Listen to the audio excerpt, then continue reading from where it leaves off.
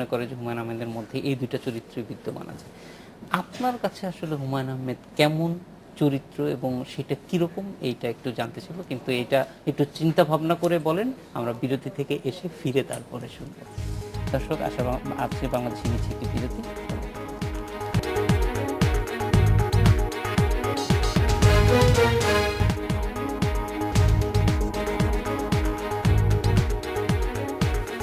বিরতির পর ফিরে এলাম আজকের বাংলাদেশে। শাওন, যে প্রশ্নটি জানতে চেয়েছিলাম, সাধারণ মানুষের মধ্যে হুমায়ূন আহমেদ হিমু এবং মিসির আলীর একটা মিশেল আপনার কাছে কিরকম? আমার কাছে হুমায়ূন আহমেদ হিমুও না, মিসির আলীও না। আমার কাছে হুমায়ূন আহমেদ হুমায়ূন আহমেদ, যার মধ্যে মানবিক যত গুণাবলী থাকা উচিত বা থাকবে বলে আমরা একটি মানুষের কাছে আশা করি, স্বপ্ন দেখি যে এরকম একজন মানবিক গুণাবলী সম্পন্ন মানুষকে দেখব বা চিনব, সবগুলোই হুমায়ূন আহমেদের মধ্যে ছিল। আমি এখানে কিন্তু রাগটাকেও মানবিক গুণের মধ্যেই ফেলছি। হ্যাঁ, যদি বলা হয় যে কারোর মধ্যে রাগ নাই, তাহলে তো সে আর মানুষ না, সে দেবতা। তো একজন মানুষের মধ্যে যা যা থাকা দরকার তার সবই ছিল। হিমুর ক্যারেক্টারের কিছু অংশ হুমায়ূন আহমেদের মধ্যে ছিল। মিসির আলীর লজিক হুমায়ূন আহমেদের ভিতর থেকে বেরিয়ে আসাই সেই লজিকগুলো। একইভাবে হুমায়ূন আহমেদের অন্য যেসব চরিত্র, সেটা হাসান, রফিক, শফিক, যেই সব চরিত্র আমরা দেখি, বা বিশ্ববিদ্যালয় থেকে বিদেশ থেকে পাশ করে আসা একটা স্মার্ট যুবকের যেসব চরিত্র হুমায়ূন আহমেদের উপন্যাসে আছে, সবগুলোর মিশেল হুমায়ূন আহমেদ। আর হুমায়ূন আহমেদের সবচেয়ে বড় যেই দিকটা আমি দেখেছি, সেটা একটা প্রচণ্ড ভালোবাসতে পারার ক্ষমতা। সেটা শুধুমাত্র পরিবারের লোকজনকে না, সেটা শুধুমাত্র নিজের সন্তানদেরকে না, সেটা সমগ্র মানুষকে, বন্ধুদেরকে, শিল্পীদেরকে, নিজের কর্মচারীদেরকে, নুহাসপল্লীর লোকজনদেরকে, ভক্তদেরকে, মানুষকে ভালোবাসার যে একটা ভয়ঙ্কর ক্ষমতা ছিল। মানুষের ত্রুটি ওনার চোখে খুবই কম পড়ত। উনি সমস্ত মানুষের মধ্যে গুণাবলীটাই খুঁজে বের করতে চাইতেন, এবং এটার একটা প্রকাশ আমি নিশ্চিত আপনারা দেখেন যে ওনার কোনো নাটকে বা সিনেমাতে সম্পূর্ণ নেগেটিভ রোল বলে কোনো রোল থাকে না।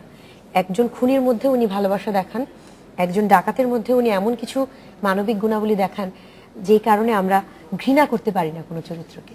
আমার কাছে হুমায়ূন আহমেদ একজন এমন মানুষ যিনি মানুষকে প্রচণ্ড মমতা দিতে পারেন এবং প্রচণ্ড ভালোবাসতে পারেন। রিয়াজ, আপনি অনেক কাজ করেছেন তার সঙ্গে।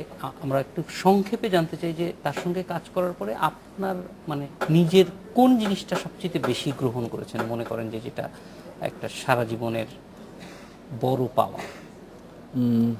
স্যারের কাছ থেকে পাওয়া। আসলে স্যারের কাছ থেকে আমার কাছে মনে হয় আমি অনেকগুলো জিনিস আমরা চেষ্টা করেছি নেওয়ার জন্য, বিকজ আমরা তার মতো করে তো জীবনেও পারবো না, বাট উই ট্রাইড। আমি চেষ্টা করেছি। যেমন শাওন বুজান একটু আগেই বলছিল যে মানুষকে ভালোবাসা, আপামর মানে মানুষকে ভালোবাসা, যেমন শাওনও জানে, আমিও জানি।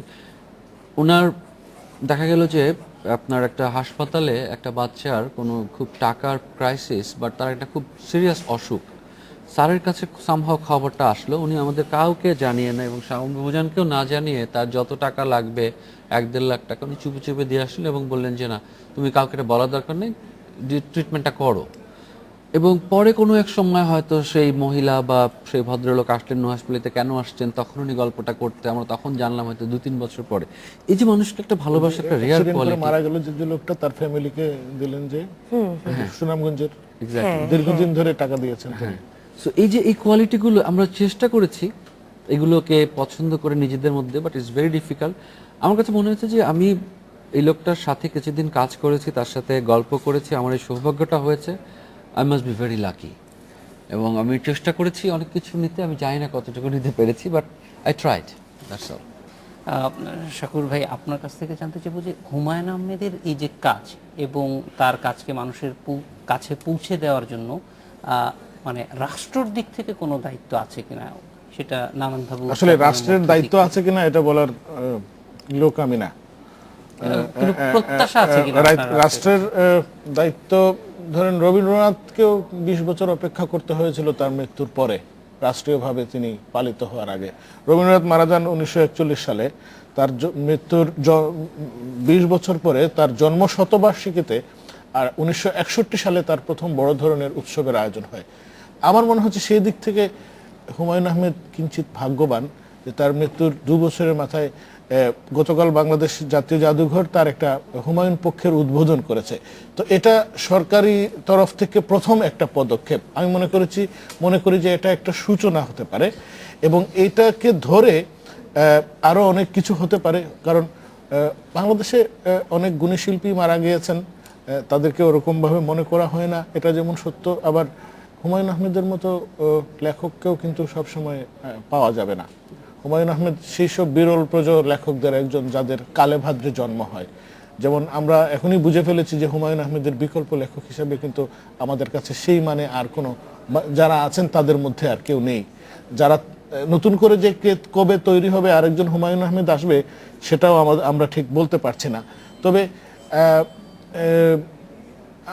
এটা আসলে রাষ্ট্রেরই বিবেচনায় নেওয়া উচিত যে এরকম একজন মানুষকে পরবর্তী প্রজন্মের কাছে কিভাবে উপস্থাপন করা যায়।